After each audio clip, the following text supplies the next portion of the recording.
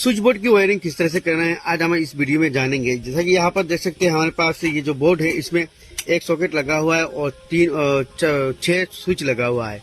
तो इसमें हमारा एक स्विच होगा इस सॉकेट के लिए, बाकी 5 स्विच हो जाएगा हमारा फैन लाइटें के लिए। तो वायरिंग करने के लिए सबसे पहले है यहाँ पर एक चीज जानना है हमें।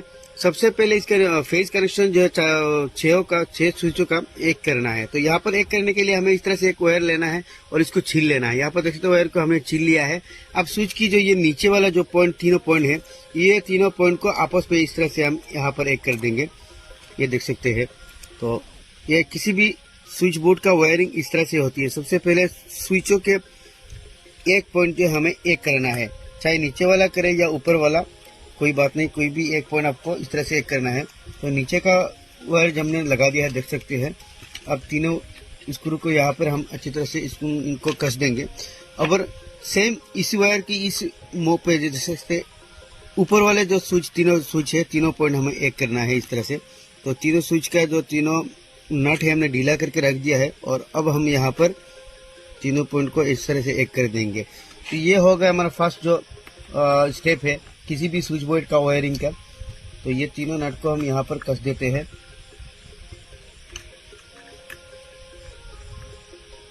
तो अभी हमने तीनों नट को अच्छी तरह से कस दिया है, देख सकते हैं।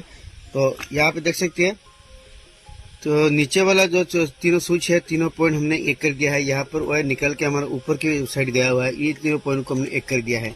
अब जो हमारा दूसरा सॉकेट के लिए कनेक्शन जाएगा, यहाँ पर देख सकते हैं एक वायर हमने इस तरह से काट के 2 मुंह बाहर कर दिया है और सॉकेट का इस पॉइंट को हम इस पॉइंट में एक लगा देंगे यहाँ पर और स्क्रू को यहाँ पे अच्छी तरह से कस देंगे। और स्विच की जो ये वाला स्विच है, इसकी ऊपर का जो नट है इसको हम यहाँ पर लगा के ये जो पॉइंट है इसमें लगा देंगे। तो ये हमारा सॉकेट का कनेक्शन हो गया, फेज कनेक्शन। अब हमें करना होगा न्यूट्रल कनेक्शन। तो यहाँ पर हमारा ये सॉकेट का फेज कनेक्शन हो गया है, ये देख सकते हैं। अब ये स्विच दबाने पर इस सॉकेट में हमारा फेज लाइन जाएगा और अब हमें न्यूट्रल कनेक्शन करना है। अब जैसा कि ये हो गया हमारा मेन लाइन का वायर, यानी मेन जो सप्लाई आएगा इस लाइन से आएगा। तो मेन लाइन का वायर कहाँ पर लाएगा? मेन लाइन का जो रेड वायर है, देख सकते हैं, रेड वायर को हमें स्विच की ये जो 6 पॉइंट आपस में एक किया हुआ है, इनमें से किसी भी एक पॉइंट में हमें इस तरह से मेन लाइन को लगा देना है। देख सकते हैं किसी भी स्विच के नीचे वाले पॉइंट में हमें मेन लाइन की फेज वायर जो है यहाँ पर लगा देना है। यहाँ पर हमने फेज वायर को देख सकते हैं लगा दिया है और अब बचा है न्यूट्रल वायर। न्यूट्रल वायर हमारे जाके सॉकेट की इस पॉइंट में लगेगा, देख सकते हैं। सॉकेट में यहाँ पर हमारा एक पॉइंट बचा है, तो इसमें अगर हम लगा देंगे इस पॉइंट में, तो मैं सिर्फ आप लोगों को दिखाने के लिए ये बोर्ड की वायरिंग कर रहा हूँ यहाँ पर, तो आप लोग समझने की कोशिश करिएगा। तो यहाँ पर देख सकते हैं हमने माइनस जो पॉइंट है न्यूट्रल, इसको हमने सॉकेट की इस पॉइंट में लगा दिया है। तो अब हमारा अगर इस वायर में हम न्यूट्रल मेन सप्लाई देंगे तो हमारा इस बोर्ड में सप्लाई आएगा और सिर्फ ये स्विच ऑन करने पर सॉकेट में करंट आएगा, इसके अलावा कहीं पर भी करंट नहीं जाएगा। तो जैसा कि हमारा ये हो गया दूसरा वायर, ये वायर हम किसी भी एक बल्ब या फैन के लिए ले लेंगे। तो अब एक वायर में हम बाकी सारे कनेक्शन आप लोगों को दिखा देंगे। जैसा कि हम मान लीजिए ये हमारा हो गया लाइट का कनेक्शन।